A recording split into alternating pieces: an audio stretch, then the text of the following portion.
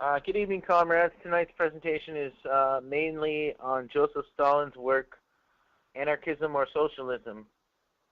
This is a work that clarifies and highlights many of the reasons we as communists must disavow and combat anarchism and similar tendencies within the larger anti-capitalist movement, and have a firm ideological root in Marx and Engels' scientific socialism. In addition to Stalin's work, we will also pull from Marx, Engels, and Lenin, as the views on anarchism are very similar. I will explore the different contradictions between Marxism and anarchism, both in the historical context and the current context. In our political climate, just before this, we're going to have a Q&A about every 5 minutes.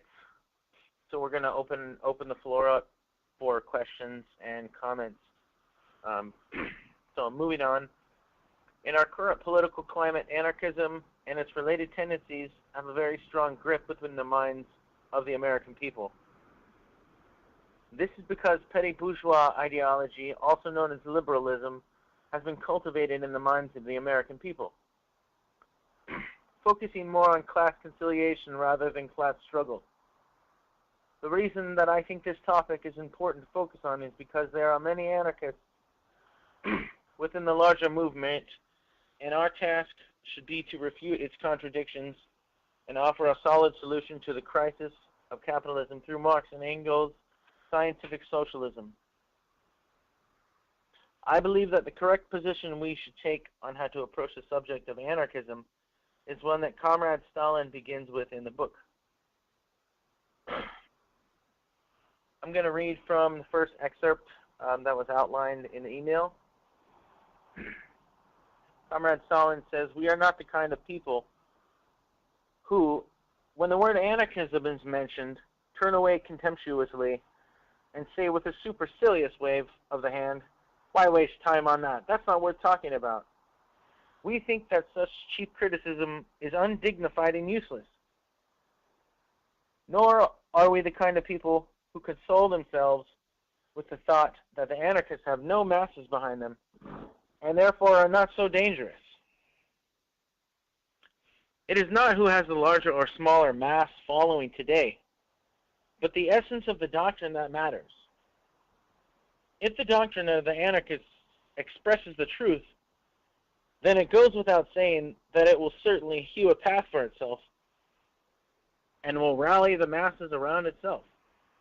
If, however, it is unsound and built up on a false foundation, it will not last long and will remain suspended in midair. But the unsoundness of anarchism must be proved." That's the end of the excerpt. I'm going to move on here. Not all anarchists are to be trusted, though. They have been guilty of counter-revolutionary acts, such as sabotage, terrorism, and infamously infiltration. These actions, as the party has already seen, can do great harm to the party. We must remain vigilant and determined to weed out this type of behavior.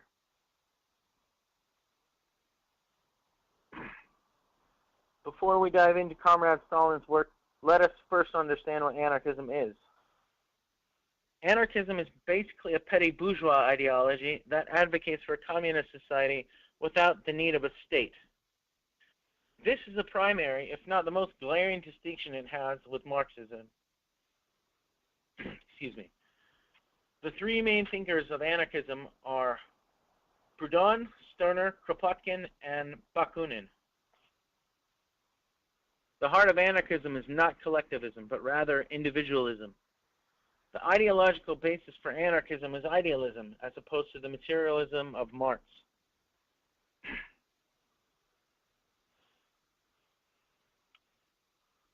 Focusing on the anarchist movement of the present day, this work takes on the so-called criticisms of the anarchists during the early 20th century.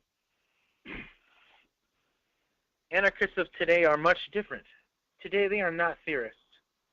They are not offering any criticisms of Marxism on an intellectual basis. Today, Anarchists have a soft cushion of anti-communism and anti-Marxist biases to fall back on.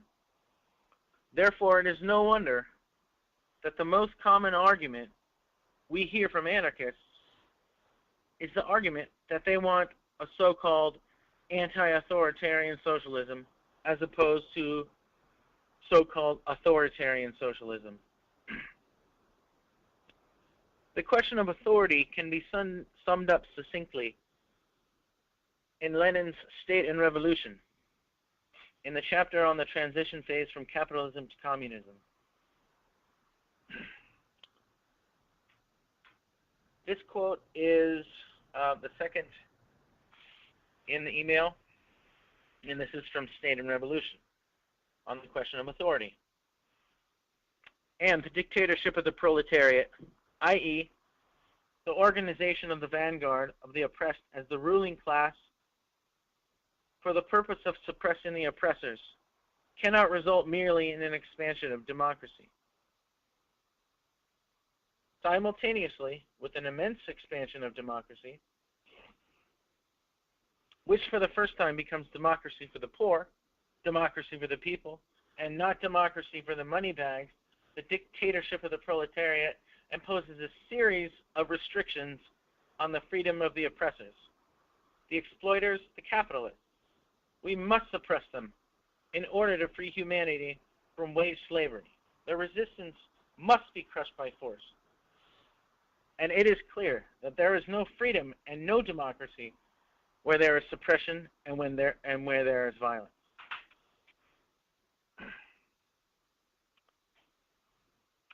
And that is from Lenin, State and Revolution.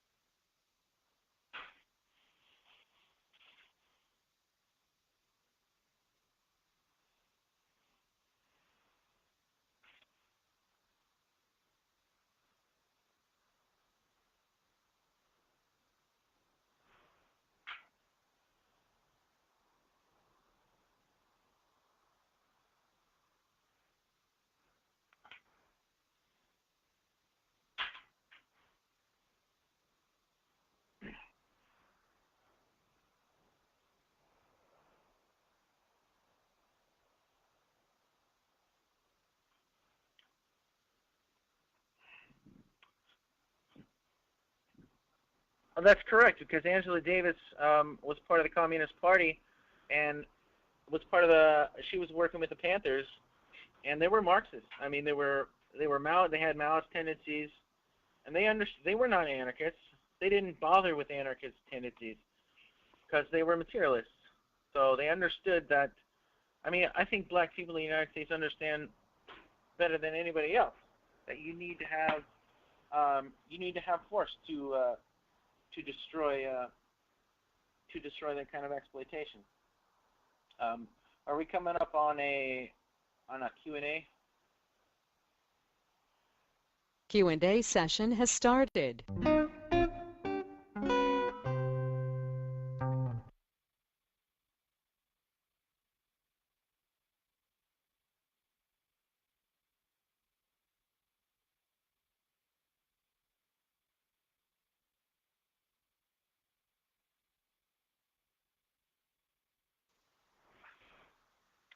Or any advice? This is kind of my first class, so I'm a bit nervous.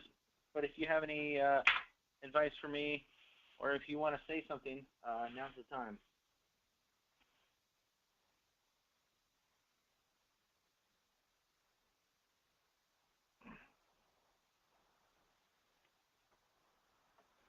Yes.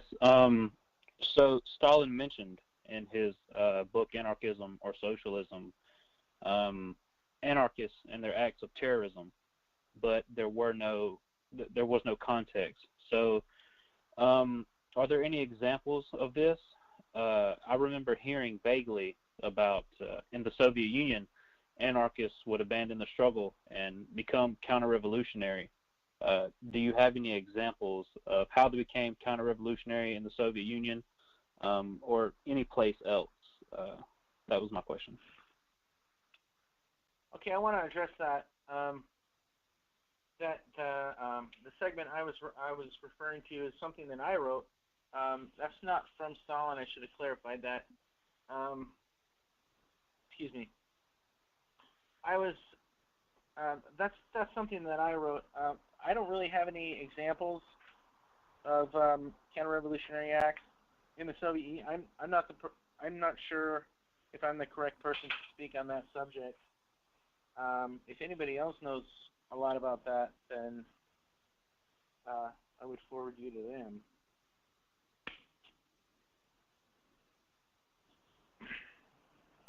Okay, so next up on the Q&A is going to be Efren.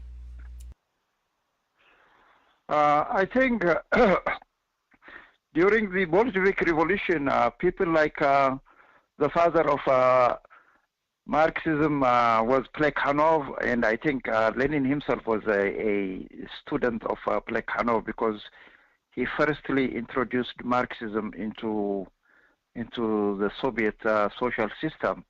But I think finally, when Lenin was clear about state and revolution, that they had to use force to get rid of the monarchy, I think Plekhanov capitulated, and he said it was not right, to engage in revolutionary violence. And I think Plekhanov was also joined by people like Bukharin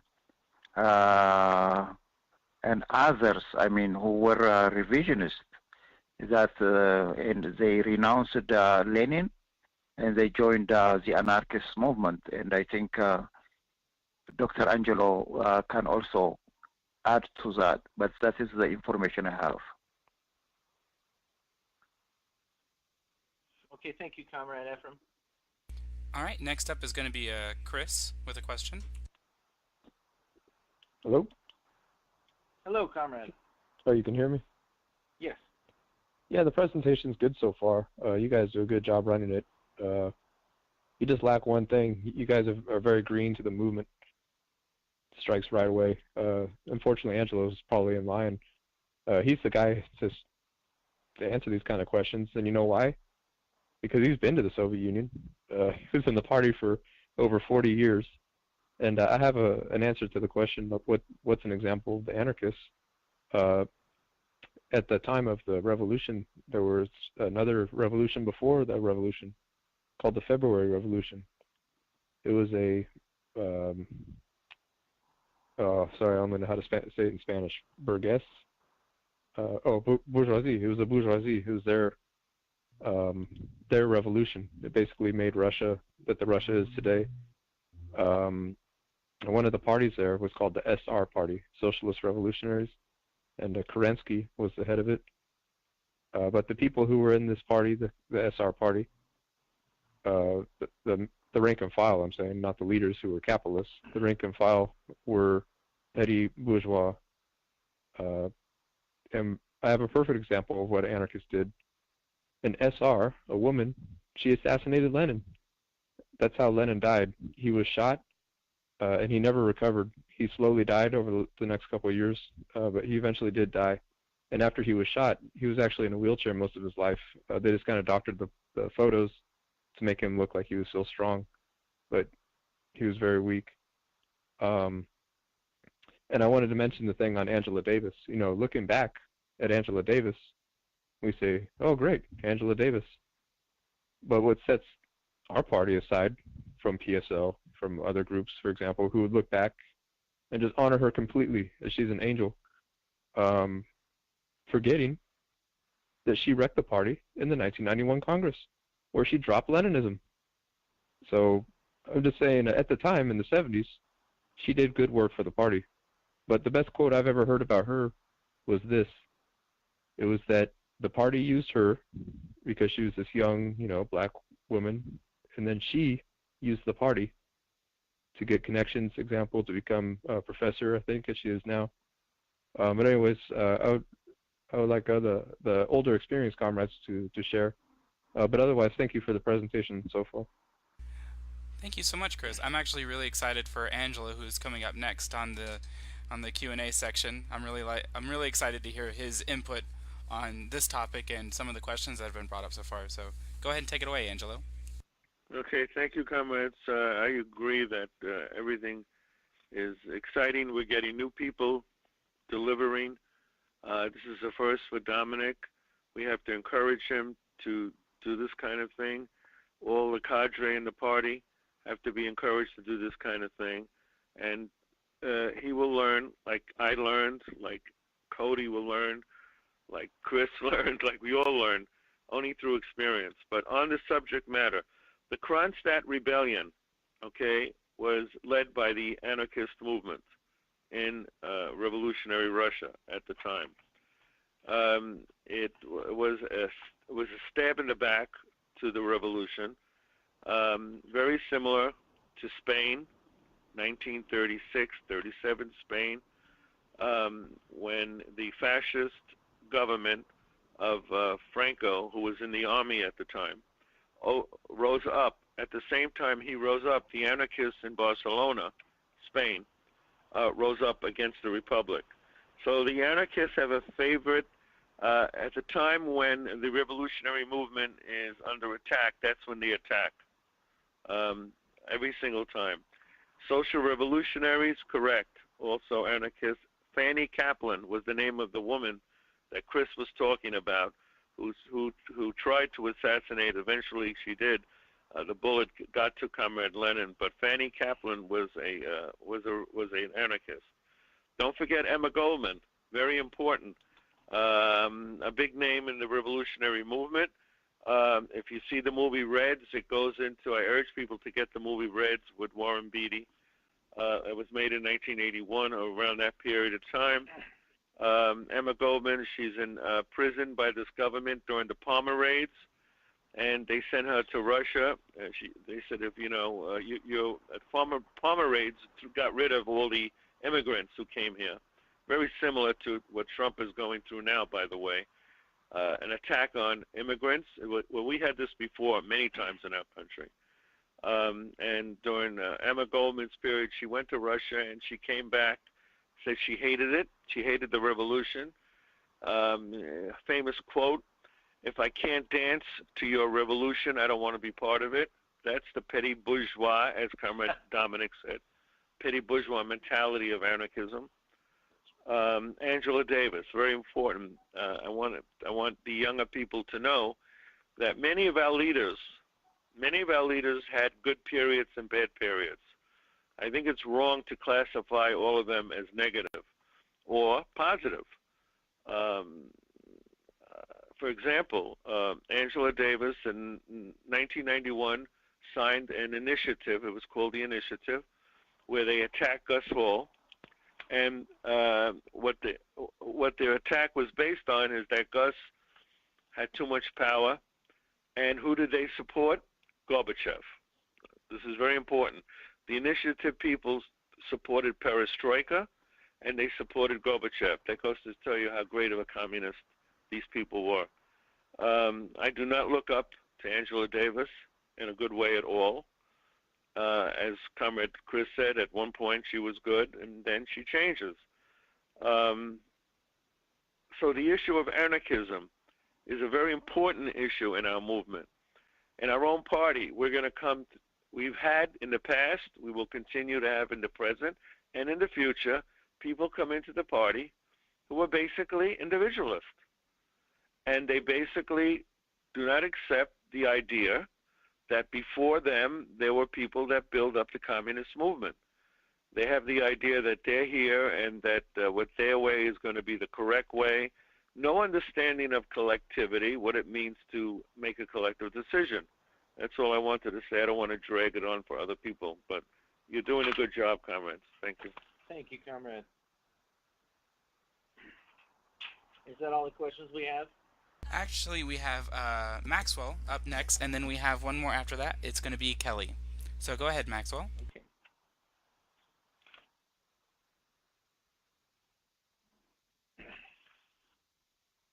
Sorry, I realized I was on mute. My question has already been asked and answered. It was the first question that was asked, so I guess I just want to give some positive feedback. The class is being run really, really well. You are a very good talker, and I really appreciate all of the notes that you have given out for everyone in the class. It's been very helpful to be able to read along with what you're speaking about. Thank you, comrade.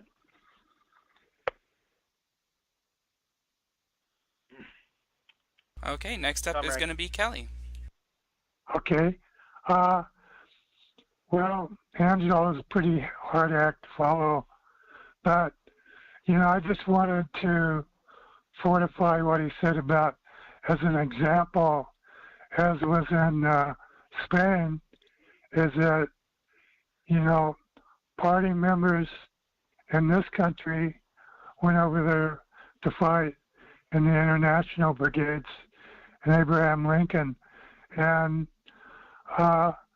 you know, when they'd finally be holding their own against the fascists, they would find themselves trapped between the anarchists, too, sniping at them from the back and ambushing them. So, you know, we should never forget what that happens is a political force during a revolution, too. That's it. Okay, thank you, comrade. Thank you very much, Kelly. So that is Q&A session is over. That's going to be the end of the Q&A. So go ahead and take it from the top, Dom, and just let us know when you're ready for another one, okay? Okay, thank you so much.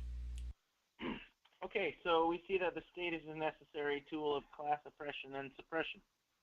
The anarchists would have us believe that somehow a state is not needed in the revolution.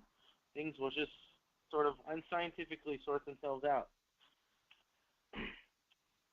Moving forward, I'm going to get into the introduction to anarchism or socialism. That's on page 7. You can pull it up on Marxist.org. And I'm going to start reading. The hub of modern social life is the class struggle. In the course of this struggle, each class is guided by its own ideology. The bourgeoisie has its own ideology, so-called liberalism. The proletariat also has its own ideology. This, as is well known, is socialism. Liberalism must not be regarded as something whole and indivisible. It is subdivided into different trends, corresponding to the different strata of the bourgeoisie. Nor is socialism whole and indivisible. In it, there are also different trends. Shall not examine liberalism here. The task had be better left for another time. We want to acquaint the reader only with socialism and its trends. We think that he will find this more interesting. Socialism is divided into 3 main trends: reformism, anarchism, and Marxism. Reformism, Bernstein and others, which regards socialism as a remote goal and nothing more. Reformism, which actually repudiates the socialist revolution and aims at establishing socialism by peaceful means. Reformism, which advocates not class struggle, but class collaboration.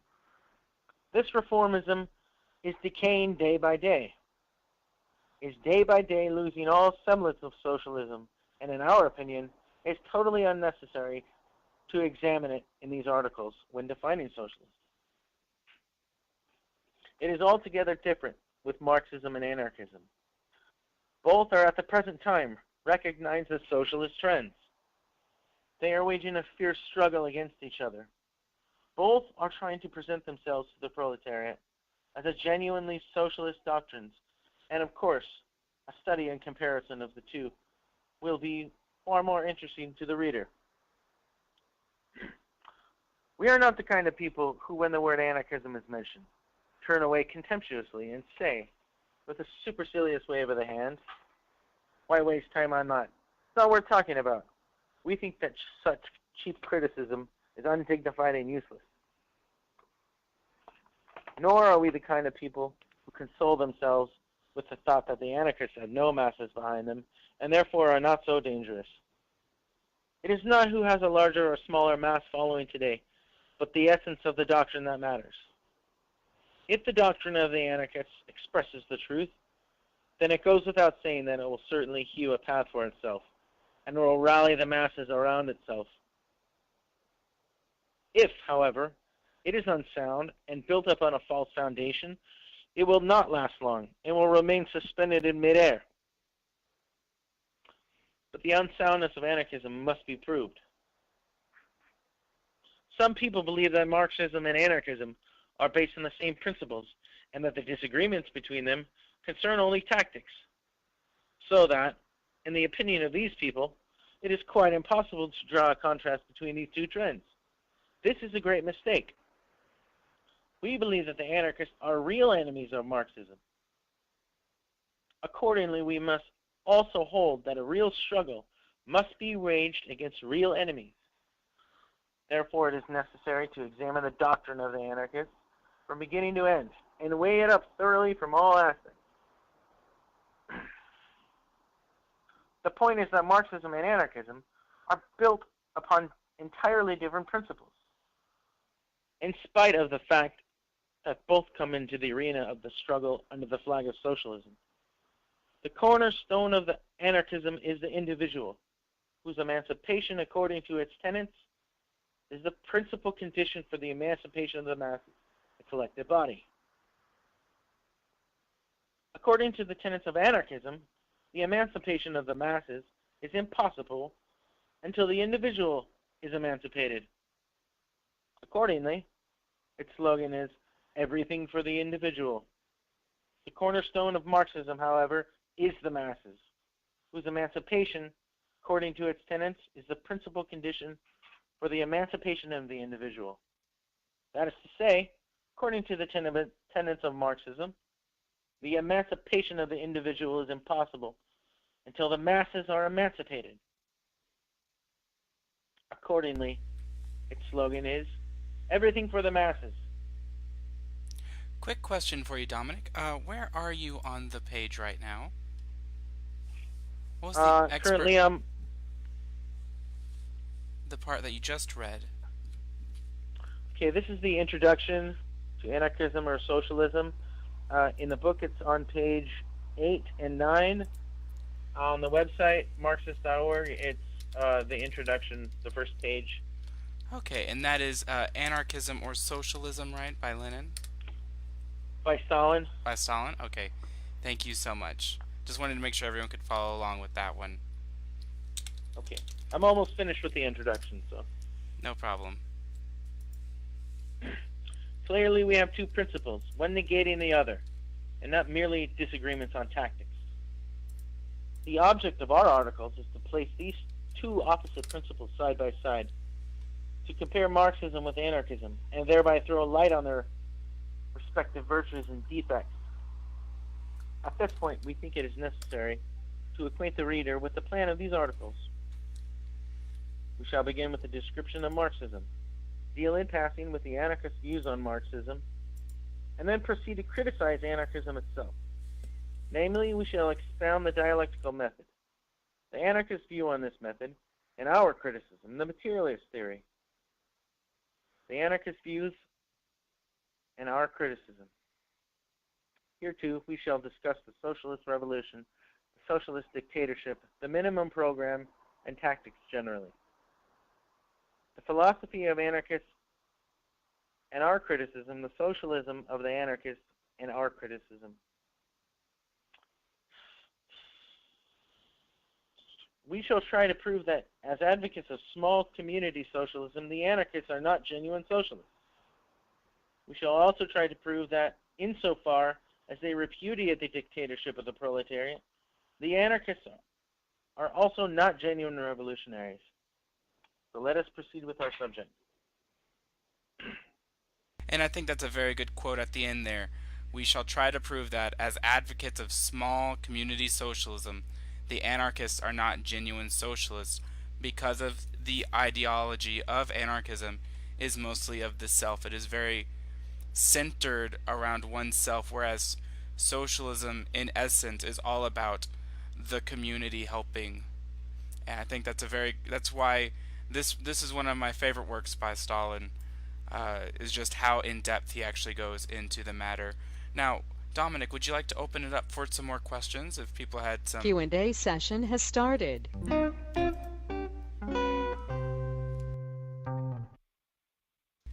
In case some other people have some questions about what was just read, we're going to go ahead and start a Q&A session here.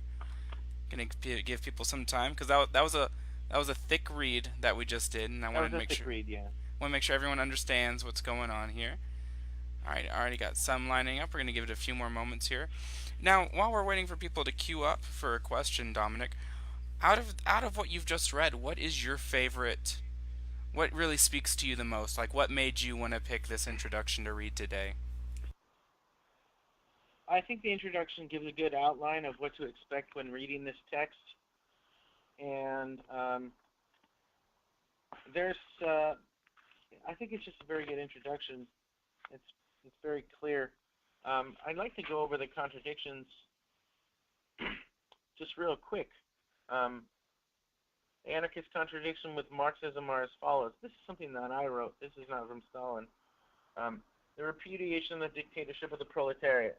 The rejection of the seizure of state power, individual action versus collective action, and favors small communitarian socialism rather than building socialism in one country. Yes, those are all very good points. I've found myself thinking about that as well. Now here's Angelo. He's first on the list here. I'm really excited to hear about him. You know, he's a very experienced comrade. Come to kind of fill us in a little bit on really the knowledge. Okay, thank you. I'm going to just mention two things. As the comrade was talking, I was taking notes. I urge people, New Outlook Publishers, which is the publishing house of the Party of Communists, USA, has also reprinted an excellent pamphlet by Orson G. Welles, and I'll explain to you who he was. If you remember the famous novel War of the Worlds, anybody remember that? It was written by H.G. Wells, War of the Worlds, and in that he has a pamphlet in which Stalin discusses with H.G. Wells what is liberalism, and the two of them, H.G. Wells is a perfect liberal, example of a liberal, and I urge people maybe at the next class, Dominic, you can use that short pamphlet also, explaining the difference between liberalism and socialism in that pamphlet. The other thing I wanted to mention is libertarianism. You all heard that term. That is the right-wing form of anarchism. Anarchism has certain roots in the communist movement. Libertarian has their roots in the capitalist movement, and I would urge people, maybe even at the next class of this subject, to compare the two, and you'll see they're almost identical. The individual is the main common item on both libertarianism and anarchism.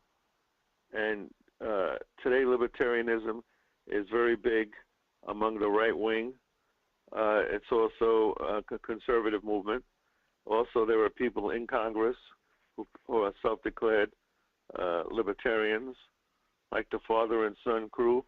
I don't remember his name right now, but the father and son are both libertarians. Anybody know who I'm talking about?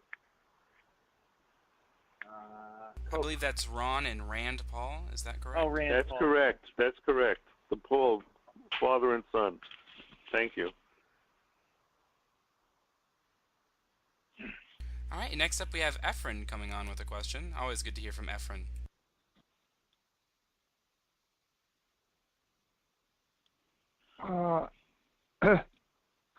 I think since I come from a developing nation, Eritrea, which fought a revolutionary war and defeated Ethiopian colonialism, and I think most of these problems about anarchism, libertarianism, and socialist ideology are always in clashes and contradictions, and they only take place in developing countries, like highly industrialized countries, and they have been taking place for almost like 200-300 years without any resolution to the conflict.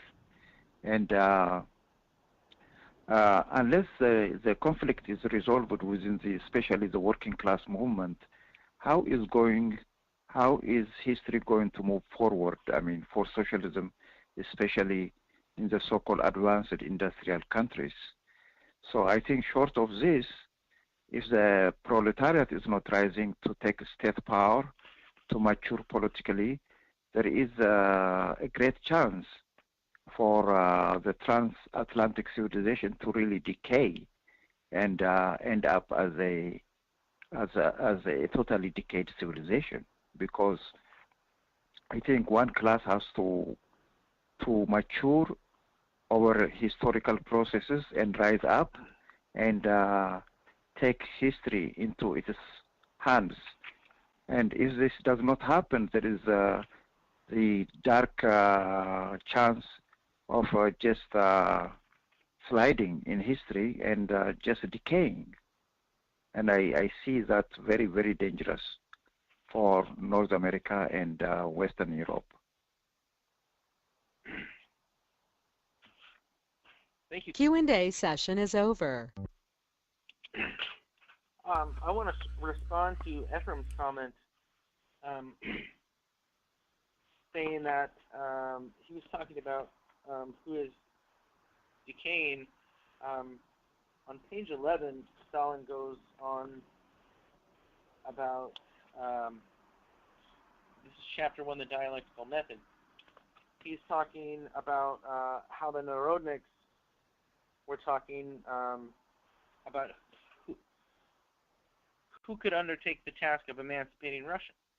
Was it the petty bourgeoisie, rural and urban? This was a debate they were having, the Marxists and the Narodniks.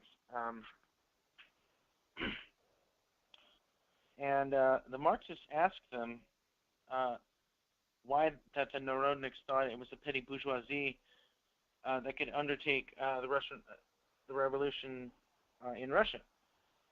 And the Narodniks answered that the rural and urban petty bourgeoisie now constitute the majority, and moreover, they are poor and live in poverty. I'd like to continue with what the Marxists answered to that, because I think it's important to understand how which class is really revolutionary under the conditions.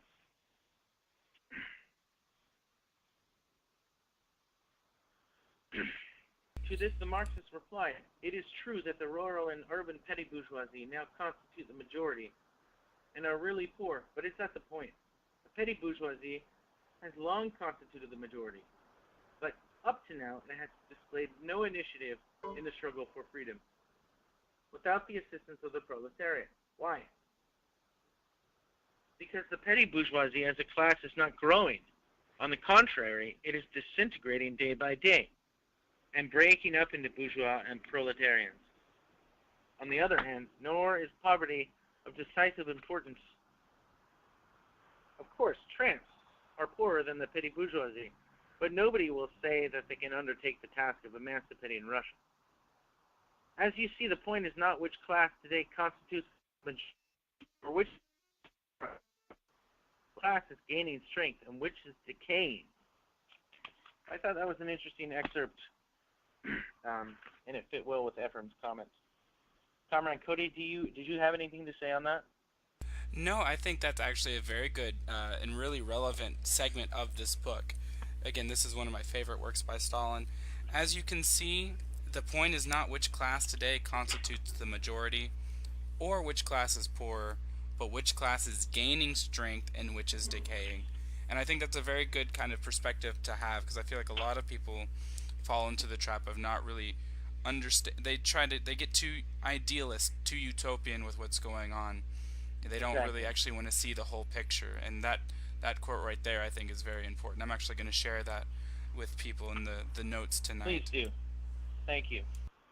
So we have to ask ourselves, which class is gaining strength and which class is decaying in our current conditions?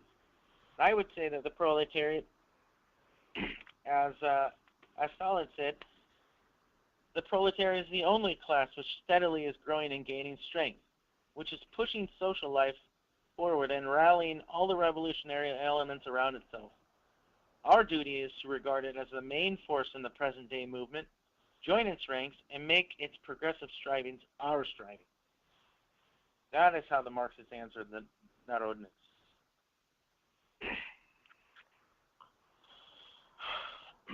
Okay, we're about 15 minutes, or about quarter after 6 now. I'm going to go over the contradictions in Stalin's view, the contradictions that anarchism has with Marxism, and then I'm going to read excerpts from the pages I outlined in the email. Contradictions between Marxism and anarchism in Stalin's view. Number 1, no understanding of dialectical materialism. Number 2, the repudiation of the dictatorship of the proletariat. Number 3, accusations that Marxists are not genuine socialists, and that Marxism is not revolutionary. And fourthly, anarchism rejects the view that Marxism is revolutionary. So I'm going to start with the first contradiction, and I will read from page 29 from Anarchism or Socialism.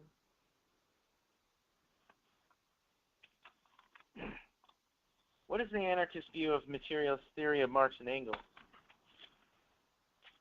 Well, the dialectical method originated with Hegel. The materialist theory is a further development of the materialism of Feuerbach. The anarchists know this very well, and they try to take advantage of the defects of Hegel and Feuerbach to discredit the dialectical materialism of Marx and Engels. We have already shown with reference to Hegel and the dialectical method that these tricks of the anarchists prove nothing but their own ignorance. The same must be said with reference to their attacks on Feuerbach and the materialist theory. For example, the anarchists tell us with great aplomb that Feuerbach was a pantheist, that he deified man, that in Feuerbach's opinion, man is what he eats, alleging that this from Marx drew the following conclusion. Consequently, the main and primary thing is economic conditions. So we see that anarchists nitpick what Feuerbach was saying and criticize personal defects of a person, and don't really have any understanding of the materialism of Marx and Engels on that level. I think that's a really good quote to kind of illustrate the common anarchist criticism, if you could even call that, of Marxism, saying that all they worry about is class. But very clearly in this quote, this has been a criticism that's been going on for quite some time that is greatly unfounded. Yes. Yes. The second contradiction I'd like to go over is the repudiation of the dictatorship of the proletariat. And that will be on page 66 and 67.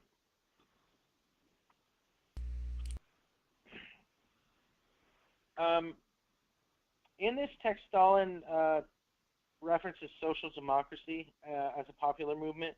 I'm just substituting the word Marxism for that. Does anybody have a problem with that?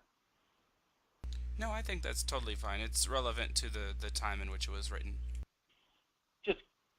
Just for colloquial, for brevity, I suppose. Yes, anarchists repudiate the dictatorship of the proletariat. The third accusation of the anarchists consists in denying... Oh, shoot, I screwed up. I'm sorry. No problem. I may have hit the wrong page. Okay, here we are. This is on page 67. The dictatorship of the proletariat, in a direct sense of the term, is utterly impossible because the advocates of dictatorship are statesmen, and their dictatorship will not be the free activities of the entire proletariat, but the establishment at the head of society, at the same representative government that exists today. And that was from Platon, and he was a Georgian anarchist. And so we see a lot of the same arguments today with our modern anarchists, where they say that, oh, we're just going to take state power and replicate state power as it exists in capitalist society. So it's not really a new argument. It's just being repeated, and honestly, nothing is changing from that argument.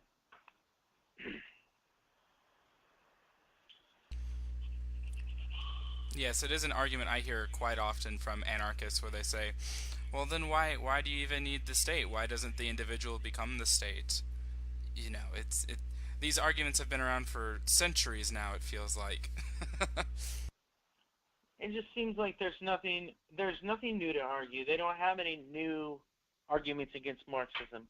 They don't fundamentally understand what Marxism is. So, okay, does anybody have any questions about what I've just been reading? Okay, we'll go and start a Q&A real quick, see if we have Q&A session has started.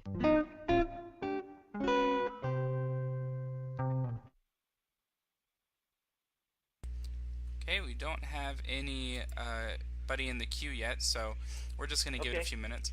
While we're waiting, I noticed a quote here that I wanted to bring up. It's actually a little bit farther down the page here. Oh, we got Angela already, but I'm going to read this quote real quick. Let's see. Oh, I've lost it, but it was all about how even Marx and Engels in their day had to defend against the anarchists. Well, we're going to go ahead and start with Angelo here while I try to find that quote again. So we're going to go ahead and get that started. Okay, comrades, I want to apologize for getting on late. So I don't have a list of the people who are on this class, on the national phone connection for this class. But it's now 9:23. We should definitely be over at 9:30. Can the facilitator start what we call a round robin, so that those who have not participated have the opportunity to say something? Well, I definitely think that's doable. I'd like to go a little bit because we started a little late. So we'll let Dominic finish up this section, the contradictions, and then Dominic, do you think that'd be a good place to wrap up? Yeah, I'm just going to read one more quote from Lenin. Lenin wrote a pamphlet in 1905 called Socialism and Anarchism. So I'm just going to read a quote from that text, and then we can go into round robin. Okay, and then we have a question from Efren on the line. So go ahead, Efren. I think given the cultural setting of Western societies and how capitalism mostly developed in Western Europe and North America, and that the ruling classes really perpetuated that individual freedom was like the center of the universe and nothing else. The community comes second, and individual freedom is maximum. So the fact that some people are really die-hard about it in relation to their culture or civilization or their history, I think I can sometimes understand it, because that is a kind of die-hard kind of individualism that can only disappear, when the masses take power, when the dictatorship of the proletariat becomes a material force. Otherwise, these people are really die-hard, and they will never try to understand Marxism, Leninism, although intellectually and academically they can analyze and appreciate it, but they are in total denial, and I think that is a form of being die-hard as an individual. That's how I see it. I think that's a great point, Comrade Efren. It even illustrates the folly of idealism as a philosophical tenet. That's basically idealism in its foundation, is unwillingness to change with as the world changes. And then Thank you. I have one last question here from someone on the Facebook stream. Caleb wants to ask, can you talk about, just real briefly here as we're trying to wrap up, how anarchists ally with imperialism against the self-determination of sovereign nations in the effort to be anti-statist? And we're seeing that even now with the recent happenings in Venezuela. A lot of anarchists coming out opposing not only the opposition leader but also Maduro, and wanting some sort of third option that doesn't even exist. So if you could just touch on that just briefly, Dominic, with what you've read so far. Absolutely. There are numerous examples in our current time. Like you said, Maduro in Venezuela. I've heard criticisms. I've argued with anarchists about the legitimacy of the Syrian state, and and how they are allying themselves with the YPG, but that's a different subject. And they want to completely overthrow Assad and destroy the Syrian state, right? So they have no basis in material reality because they're so committed to this ideological goal. So I think the example of Syria and Venezuela, or it's just any state really that tries to do anything progressive for its citizens is attacked by anarchists on the level that they're so-called anti-statists. Muted. Okay, that was very good. So let's go ahead. Let's get that last quote that you wanted to read in from Lenin, and then we will end the stream to have the round robin so that everyone can give a little bit of an input. So just go ahead, Dominic, and take us away. Okay, this is from 1905, Lenin's work, Socialism and Anarchism.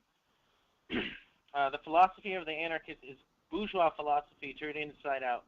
Their individualistic theories and their individualistic ideal are the very opposite of socialism. Their views express not the future of bourgeois society, which is striding with irresistible force towards the socialization of labor, but the present and even the past of that society, the domination of blind chance over the scattered and isolated small producer.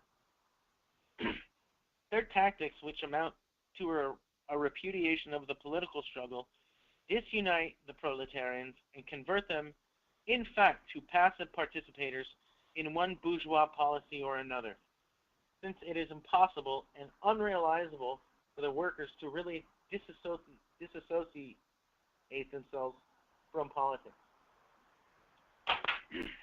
Okay, so let's move in the round robin. Okay, everyone, I just want to let you know that we're going to be ending the stream here momentarily. I wanted to thank everyone who came and watched on Facebook. We did see you. We got a good question here from Caleb, who wanted to say thank you, Dominic, for answering that question so well. So bear with me as I end the stream. The notes are going to be shared with everyone after the class in an email. Make sure you check your spam and junk folders if you haven't already to see if you are getting the newsletter on time. And then we will all be here again in 2 more weeks for the second half of this class.